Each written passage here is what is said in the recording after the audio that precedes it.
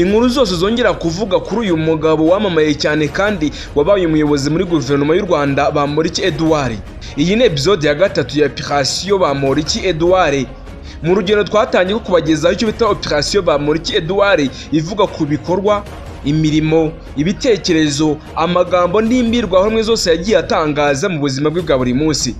Ibyo byose kandi bijya gutangira byatangiye ku itariki ya 18 Ukwakira mwaka 2024 nibwo yongeye kubona ko izuba rikirasa, nibwo kandi yongeye kubona ko ihoni z'imodoka zikivuga, yongera kandi kumva imbyeyi zivumera, yongera kandi kumva amajwi ndetse n'amaradiyo atandukanye avuga ngo Bamporiki Edouard.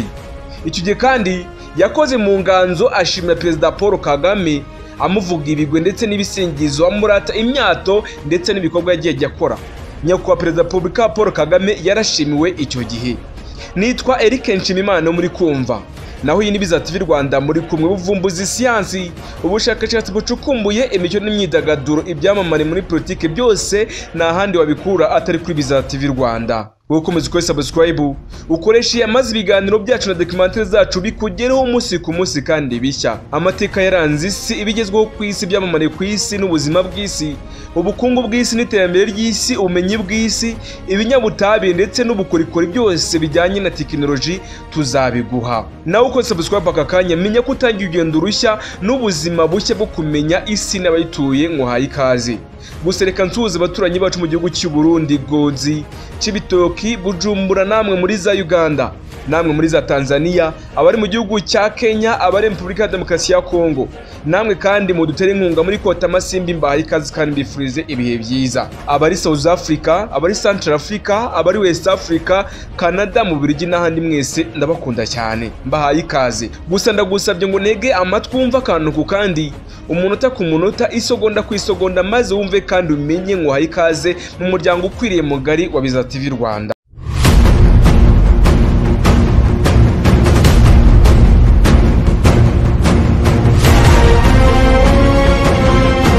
Akimara gufungurwa, akimara guhabwa imbabazi, akimara kwemerwa kuza muri sosiyete y'abanyarwanda nk'ibisanzwe, Bamporiki Edouard yashimiye perezida Kagame.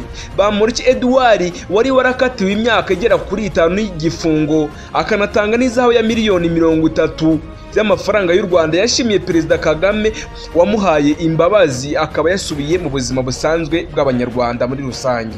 Icyo gihe kandi ngo yahabwaga imbabazi ni inkuru yagiye isohoka mu bitangazamakuru bitandukanye, yaba bwiza.com, igihe.com ndetse n'igitangazamakuru cy'igihugu Radio Rwanda RB hafi yawe yarabyanditse. Itangazo ry'ibyemezo y'inama y'abaminisitiri kandi yateranye kuwa gatanu tariki ya 18 Ukwakira mwaka 2024 nibyo ryemeje ko perezida PAUL Kagame yahaye imbabazi abagororwa.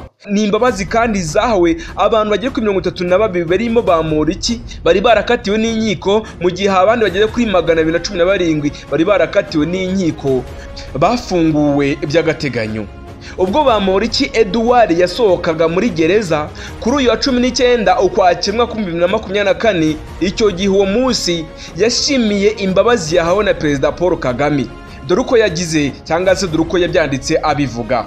Yagize ati: zireze, urugwegwe ruramize, urubuto rutaboze, umutwaro nagatwaye iteka, umutware wanjye awutwamishije imbabazi, ndawutuye ndunamutse, ndemye ndanyuzwe, ndumva niyumva nkindirira. Yakomeje agira ati: nshimiye Uwiteka waturemeye umutware PAUL Kagame, kubwe ubwere bwimuye ubwirabure bidasasiwe ubwira kabiri. Ubutumwa kandi yagiye abwandika yabukishije kuri X cyangwa se kuri Twitter, bwatanzweho ibitekerezo ndetse n'abantu batandukanye bagaragaje ibyishimo by'uko avuye muri gihome cyangwa se muri gereza. Uyu wahoze kandi avuga rikijyana mu Rwagasabo ndetse no mu mbwigiramo agiye atangaza, yagiye ahabwa pole ndetse kandi anibutswa ko agomba guca ukubiri n'imigiranire yakongera gutuma yisanga mu butabera, ahubwo agashyira imbaraga mu gukorera igihugu nk'uko kuva mu mwaduko we yagaragaza ko ari indakemwa. Kwa 23 Mutarama 2023 nibwo urukiko rukuru rwongeye igihano ryari ryarahawe Bamporiki Edouard wari umunyamabanga wa leta muri Minisiteri y'Urubyiruko n'Umuco y'imyaka 4 rutegeka ko afungwa imyaka igera kuri 5 akanatanga n'izahabu ya miliyoni igera kuri 30. Ubwo byose hamwe yari miliyoni 60 z'amafaranga y'u Rwanda. Icyo gihe Bamporiki Edouard yari yahamijwe ibyaha birimo kwihesha ikintu cy'undi hakoreshejwe uburiganya ndetse no gukoresha mu nyungu ze bwite ububasha ahabwa n'itegeko. Bamporiki Edouard yarezwe kwaka umucuruzi Gatera Norbert miliyoni zigeze kuri 5 ngo azamufashe kumufunguririza uruganda rwe rwari rwarafunzwe n'umujyi wa Kigali icyo gihe. Yerezwe kandi kwakira miliyoni zigeze ku 10 zivuye kuri uwo mucuruzi ngo kuko yamufashije kumufunguriza umugore wari ufungiye icyaha cya ruswa. Bamporiki Edouard yaburanye yemera bimwe mu byaha yarezwe, agasaba ko igihano cyo gufungwa n'imyaka igera kuri 4 yari yarakatiwe cyasubikwa n'izahabu ya 60 cyangwa se ya miliyoni 60 yari yaraciwe ikagabanywa. Uyu mugabo aburana yaremeye ko yakiriye amafaranga agera kuri miliyoni 10 y'umucuruzi kugira ngo amufashe ibyo ashaka kugeraho akoresheje ingufu afite mu butegetsi birimo kumufunguza umugore we no kugira ngo afungurwe umugore wari umucuruzi mu buryo butamenyerewe kuva yashinjwa kandi akanagezwa imbere y'inkiko. Bamporiki yafungiwe iwe mu rugo gusa icyo gihe. Urubanza rwe ruri muzavuzwe cyane mu Rwanda kubera uburyo uyu mugabo yigaragaje kuva yamenyekana muri politike y'u Rwanda ndetse no muri guverinoma y'u Rwanda. Muri Gicurasi mwaka 2022 Perezida PAUL Kagame yahagaritse ku mirimo Edouard Bamporiki wari umunyamabanga wa leta ushinzwe urubyiruko n'umuco kubera ibyo yarakurikiranyweho icyo gihe. Birazwi iyo ukurikiranywe mu nzego z'ubuyobozi urahagarikwa kugira ngo ubutabera bukomeze bukurikirane.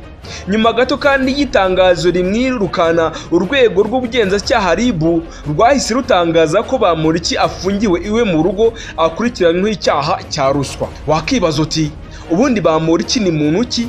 Komeza kuri subscribe tubane iteka ryose. Uyu mugabo avuga ko yavukiye mu muryango ukenye mu karere ka Nyamasheke mu burengerazuba bw'u Rwanda, akagira i Kigali ari mukuru, agakora cyane, agakora imirimo iciriritse kugeza amenyekanye mu makinamico ndetse akaza no kugera mu bakomeye cyane muri RPF Inkotanyi.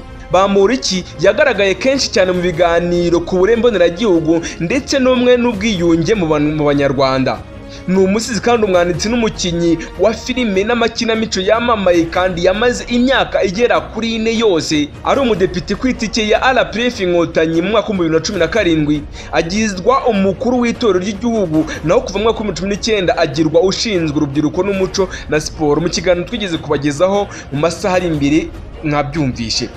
Bamporiki azwi cyane mu ikinamico runana akinanka Kideyo, azwiho kandi kuba intyoza mu Kinyarwanda. Ibi twigeze kubivuga muri episode ya 2. Wakibaza uti uhawe imbabazi ategetswe iki? Uhawe imbabazi cyangwa se abahawe imbabazi bose barasabwa kubahiriza ibintu bitandukanye birimo kwiyereka umushinjacyaha wo ku rwego rw'ibanze rwaho aba, aho kandi ubushinjacyaha bukorera ndetse no kumumenyesha umudugudu ko akihari, akagari, umurenge ndetse n'akarere byaho aba cyangwa se abatuye mu gihe cy'iminsi igera kuri 15 kuva iri tegeko ritangajwe mu igazeti ya leta ya Repubulika y'u Rwanda.